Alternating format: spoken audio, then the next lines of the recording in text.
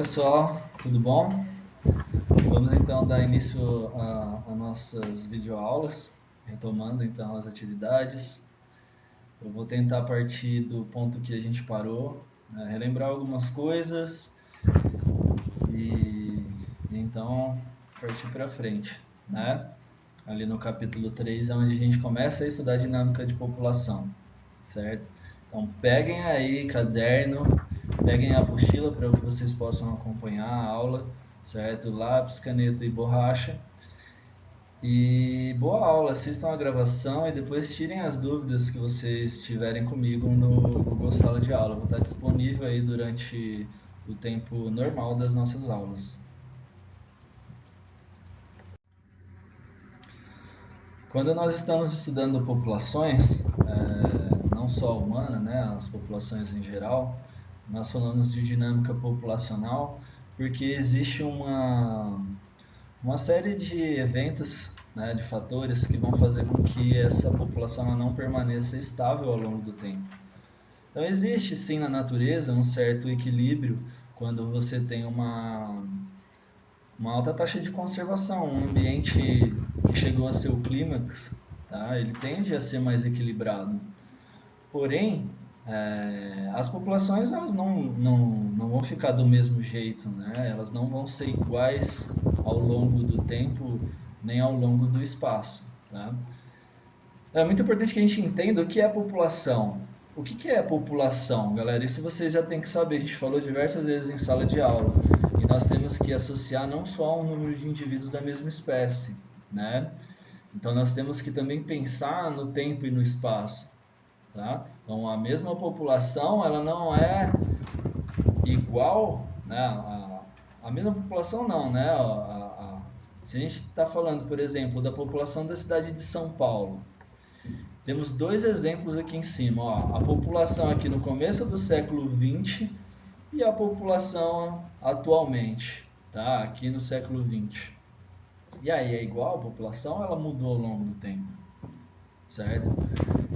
Ela muda ao longo do tempo. Então a gente tem que incluir, né, o tempo na hora da definição ali da população. Então a população é um grupo de indivíduos da mesma espécie que vão viver ao mesmo tempo em um determinado espaço, tá? E o espaço ele vai proporcionar diversas variáveis, tá, ao longo do tempo. E isso vai fazer com que ocorra também uma diferença na dinâmica populacional. Então, se eu percorro andando quilômetros e quilômetros, eu não encontro as mesmas condições ambientais. E isso vai afetar a dinâmica populacional? Vai, tá? Então, a espécie humana, né, a população aqui de São José do Rio Preto, ela tem uma dinâmica populacional diferente da espécie da população que existe lá em Pernambuco, no sertão de Pernambuco, tá? Então são características ao longo do espaço que conferem essas diferenças na dinâmica populacional, tá? E aí, né, a variação da população ao longo do tempo, tá, faz com que eu varie a densidade populacional também. Mas a gente tem que entender o que é densidade populacional, tá? Não é só o número de indivíduos, né, que vai definir a questão da densidade populacional. Eu tirei essa figura aqui, desse mapa mundi, da internet, e esse mapa mundi traz para nós a densidade demográfica. A densidade demográfica, ela mostra para nós ao longo, né, da demografia do planeta como é que está distribuída a população, tá? Então eu sempre vou ter uma quantidade de pessoas por uma quantidade X de espaço, tá? Então aqui no caso são pessoas por quilômetro quadrado. Então eu tenho determinado número de pessoas por quilômetro quadrado, né?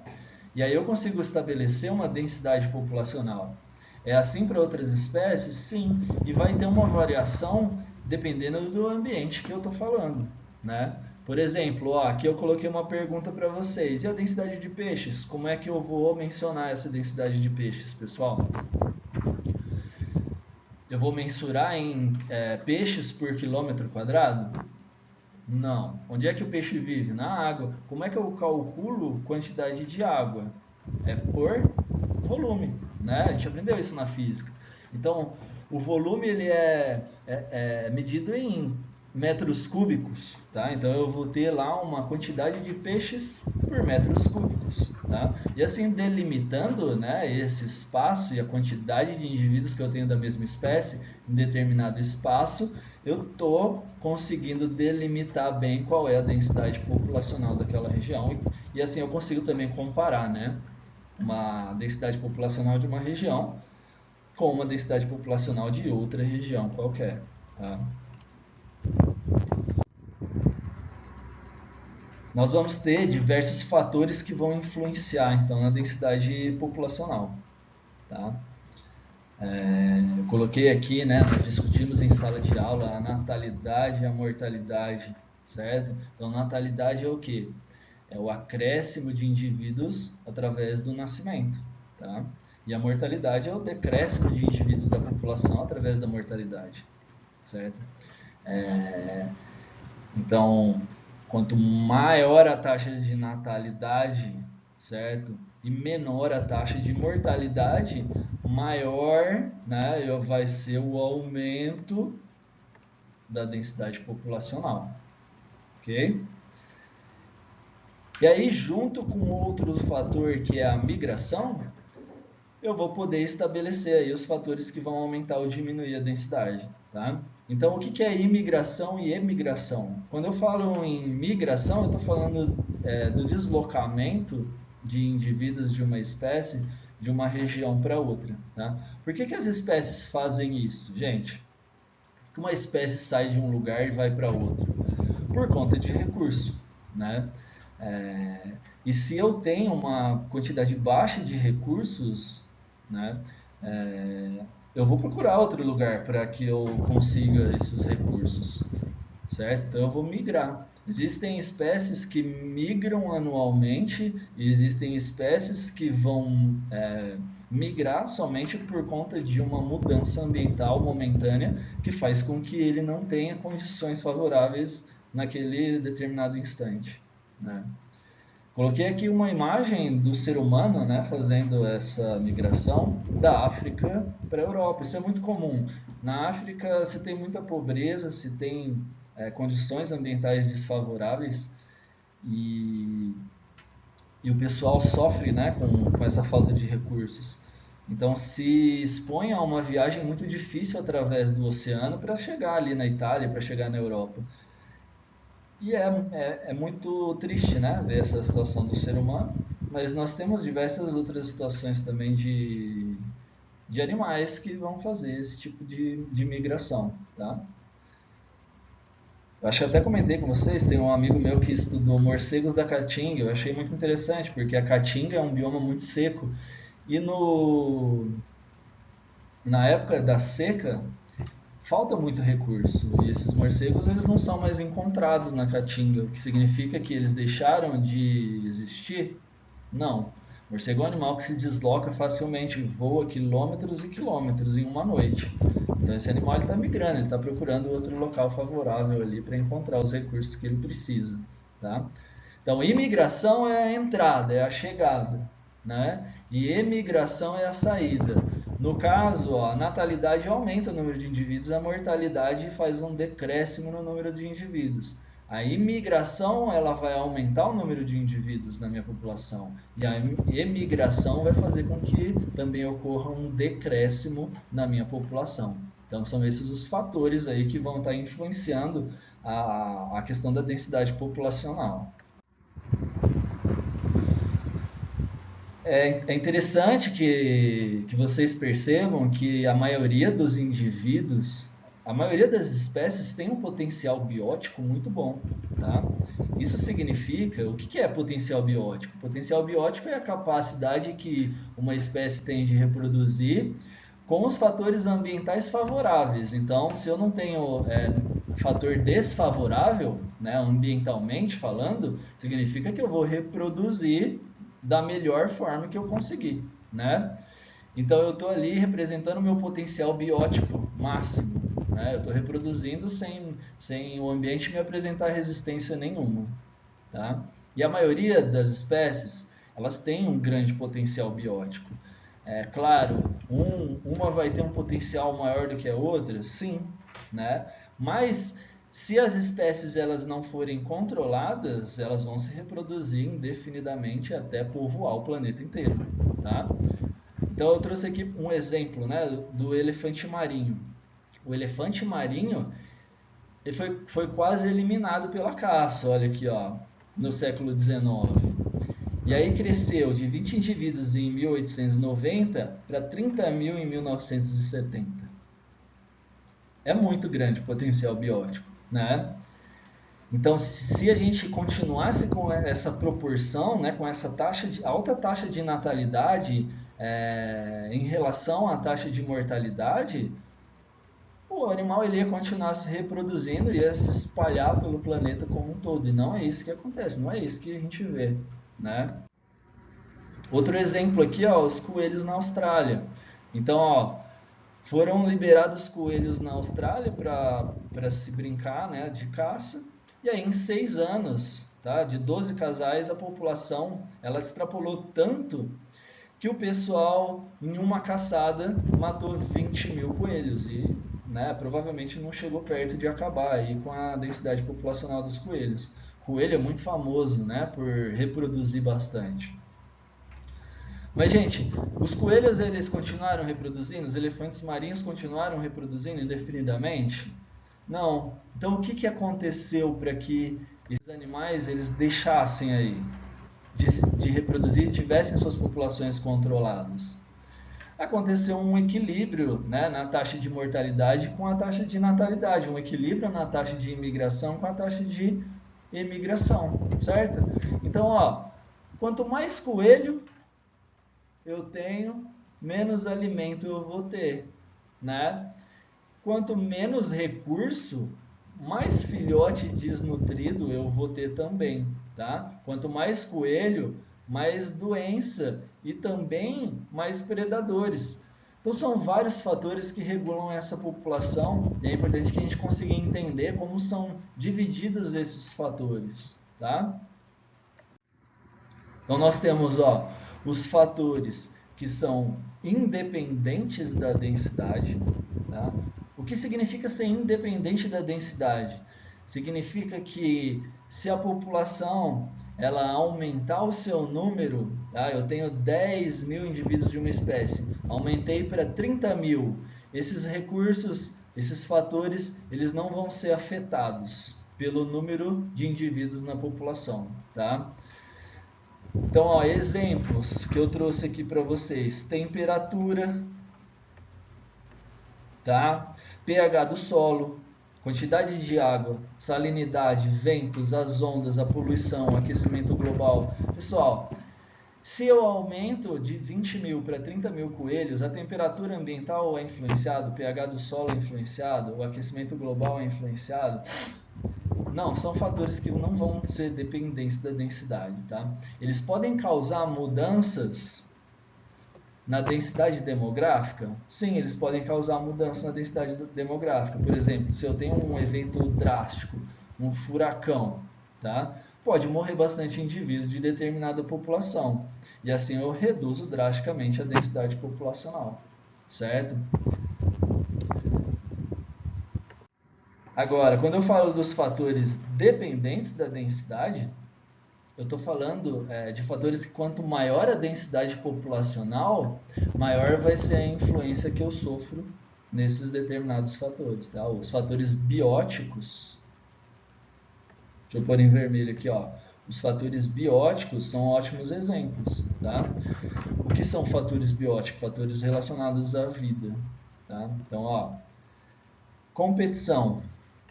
A competição ela aumenta à medida que eu aumento a densidade populacional? Sim. Lembrando que existe competição interespecífica e intraespecífica, tá? Mas falando em competição intraespecífica da mesma espécie, se eu aumento a densidade populacional, eu aumento a competição. E isso pode influenciar na minha capacidade de reprodução? Sim, pode, tá? O parasitismo, quanto mais indivíduos na população, maior quantidade de parasitas? Sim. Patógeno também. Tá? Todos esses fatores, quanto maior a densidade da população, maior a quantidade também, né, desses fatores. Então a população cresce, exerce, né, um efeito sobre esses fatores. Uma coisa extremamente importante é vocês perceberem que o que vai controlar, né, o que vai controlar não, o que vai regular, tá? O que vai manter essa regulação, né, esse equilíbrio na população, são os fatores dependentes da densidade, tá? Então, ó, vamos pegar aqui 2 exemplos, esse exemplo aqui da mosca, tá? Nesse exemplo aqui, ó, a fecundação, a fecundidade, tá? Ó, ela está diminuindo ao longo do tempo, assim como a duração da vida também está diminuindo ao longo do tempo. E isso diminui à medida que eu aumento, olha o eixo X aqui, a densidade populacional. Tá? Então, gente, a densidade populacional está afetando a fecundidade? Sim. Então, a fecundidade é um fator dependente da densidade. Tá? E a fecundidade, ela regula a população? O que vocês acham? Regula. Tá? Agora aqui, ó, o espaço para aninhamento, quanto maior a quantidade de indivíduos, menos espaço eu tenho. Isso regula a população, gente? Sim, regula a população, tá? Aqui, ó, um exemplo bem comum de um ciclo sincronizado predador-presa, o lince e a lebre, tá? Então, depois de um tempo, né, o lince está caçando tanto a lebre que diminui a população de lebre, e aí falta recurso para o lince. Então, depois de muito tempo caçando, o lince diminui a população da lebre. E aí, com o tempo, o lince fica sem comida. E aí a população do próprio lince entra em baixa, em queda. Tá? Quando o lince entra em queda, a lebre tem de novo a possibilidade de aumentar a sua população. E com isso eu tenho um ciclo ao longo do tempo de aumento, né, e decréscimo da minha população, onde um depende do outro, né? O predador depende da presa e um regula a população do outro. Tá? Então vamos perceber que os fatores dependentes da densidade, eles regulam a população. E os fatores independentes da densidade, eles vão alterar ali o número de indivíduos na população, mas eles não vão regular a população, tá?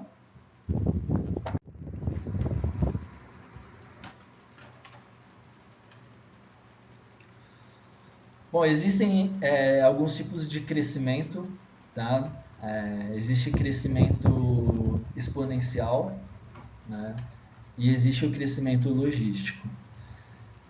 É claro que nós vamos discutir aqui que na natureza as situações elas variam ao longo do tempo e do espaço, a gente já falou isso aqui na aula. Tá?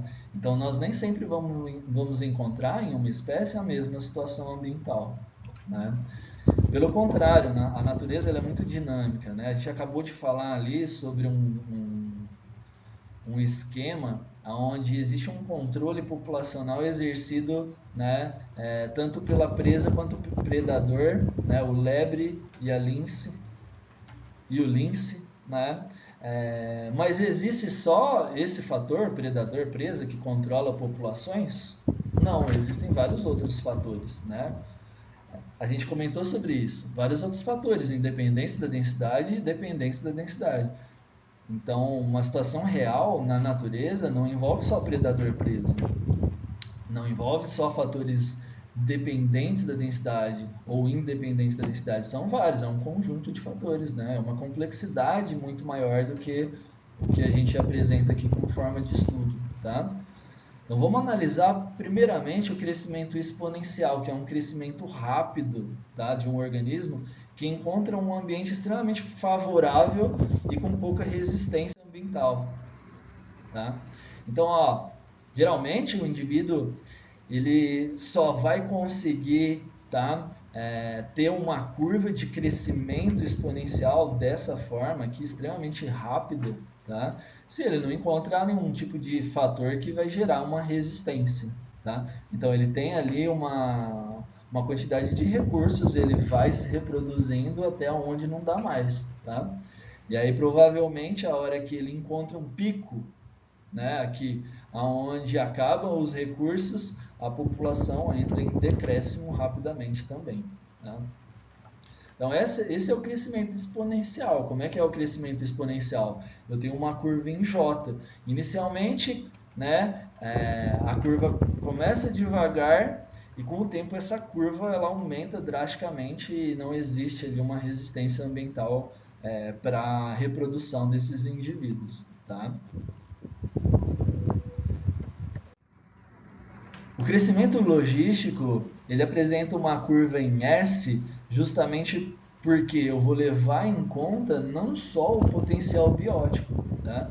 Então vamos analisar aqui, ó, essa curva de potencial biótico, essa preta, essa primeira aqui, ó, ela representa o potencial biótico. E como a gente conversou, o potencial biótico ele é a capacidade de reprodução da espécie sem que haja nenhum tipo de resistência ambiental. Né? Então isso é real? Isso acontece? Não. Na natureza, um animal ele tem dificuldade de se reproduzir. Por quê? Ele tem dificuldade de encontrar um lugar para se intocar. Ele tem dificuldade de encontrar a parceira. Ele tem dificuldade de encarar as temperaturas ambientais, o pH do solo, o pH da água. Né? Ele tem dificuldade de competir com outros animais por recursos, competir por fêmeas. Enfim, são inúmeros os problemas, né, que nós vamos encontrar para reproduzir. Isso se chama resistência do meio. Né? E a resistência do meio, ela faz com que essa curva, inicialmente, ela cresça até o ponto em que a resistência vai ser tão grande que eu não vou conseguir crescer mais, eu não vou conseguir aumentar a minha população. Então essa população ela vai ser regulada ao longo do tempo. Tá? E eu vou chamar aqui, ó, esse ponto, né, esse ponto onde a curva fica fazendo o S aqui de capacidade de suporte, certo? Então, ó, vamos entender essa curva de crescimento real aqui. Ela leva em conta a resistência do meio, tá? E aí vai chegar um ponto que eu não vou conseguir crescer mais minha população. Por que eu não consigo crescer mais minha população? Porque o meio impôs algumas resistências, como por exemplo, falta de espaço para aninhamento, falta de recurso alimentar, né? E tudo isso faz com que a minha população se mantenha equilibrada ao longo do tempo. Então aqui, ó, outra é a mesma coisa, tá? Só tem um gráfico aqui mostrando os ratinhos em um crescimento exponencial, aí cresce, cresce, cresce, acaba o alimento e ele morre, né? Formando aqui uma curva de crescimento em J.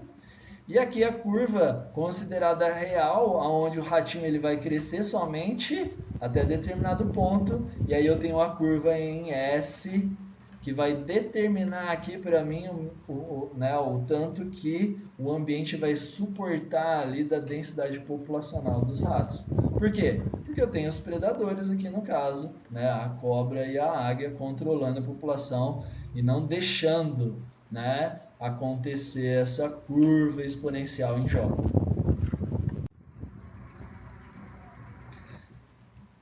Por isso aqui, ó, eu falo para vocês, na natureza, nós temos que pensar em um padrão intermediário. Vão ter situações onde o ratinho vai encontrar poucos predadores e bastante recurso alimentar para que ele possa se reproduzir. Vão ter situações onde eu vou ter bastante predador, né? Então eu tenho que encontrar um crescimento real, um crescimento intermediário, tá? onde em algumas situações eu vou me comportar como um crescimento exponencial e em outras situações eu vou crescer mais lentamente e vou encontrar uma maior resistência ambiental, né?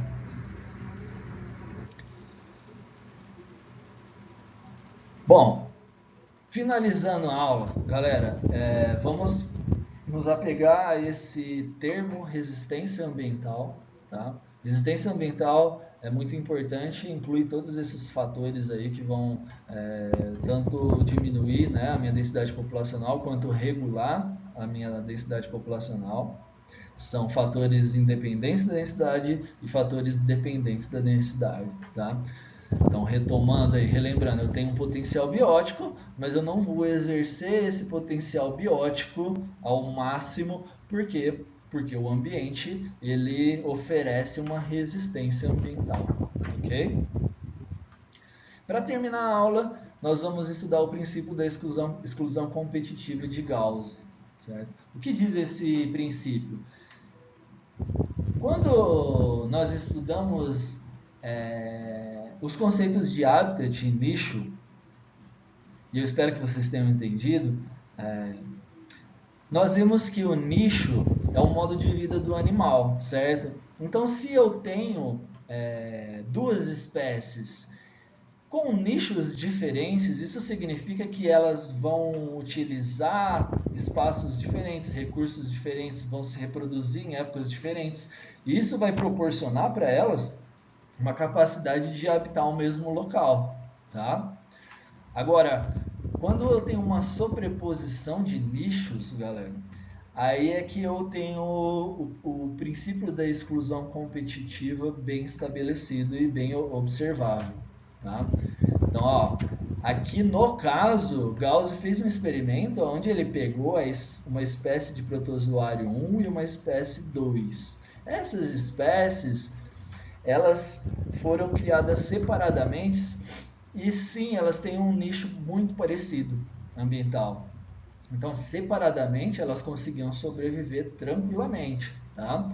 Agora, ó, quando criadas separadamente, porque quando criadas juntas, o que aconteceu foi uma competição interespecífica. O que é mesmo uma competição interespecífica? É uma competição que existe entre espécies diferentes, tá? Então eu estou colocando duas espécies juntas que têm o mesmo nicho, isso significa que elas vão competir, né, extremamente por recursos. E ao longo do tempo, o que a gente pode observar, ó, o eixo X aqui embaixo é o tempo. Ó. O que a gente consegue observar, galera? Que a espécie 2 ela não conseguiu competir com a espécie 1, tá? Então, ó, essa exclusão competitiva, ela diz que duas espécies que têm o mesmo nicho ecológico, elas não conseguem conviver em um mesmo ambiente por muito tempo, tá? Então, passando o tempo, a competição interespecífica faz com que uma espécie elimine a outra e assim eu tenho a sobrevivência de uma e a exclusão da outra, tá? Bom, pessoal, muito obrigado pela atenção na aula de hoje. Só um detalhe que eu esqueci de comentar. Quando a gente fala em migração, nós estamos falando do deslocamento de indivíduos ao longo do espaço, né, de uma mesma espécie, procurando por recursos. É claro, saindo de uma região onde não tem recursos. Tá? Agora, é um termo diferente de dispersão. Tá? Dispersão se refere a um indivíduo de uma população que se desloca dentro dessa mesma população, tá? Então, a dispersão se refere ao deslocamento de um indivíduo dentro da mesma população. E a migração, esse deslocamento ocorre de uma população para outra população, tá?